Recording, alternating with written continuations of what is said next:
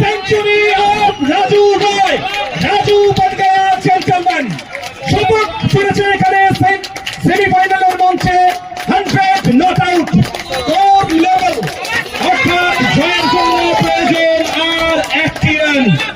দুই দল তারা কিন্তু স্কোর লেভেল করে ফেলেছে, পুরো মাঠ হাততালি দিচ্ছে রাজু রায়ের এই ইনিংসকে দেখে।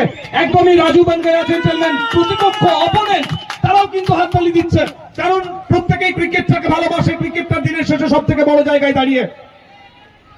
বাইরে বাইরে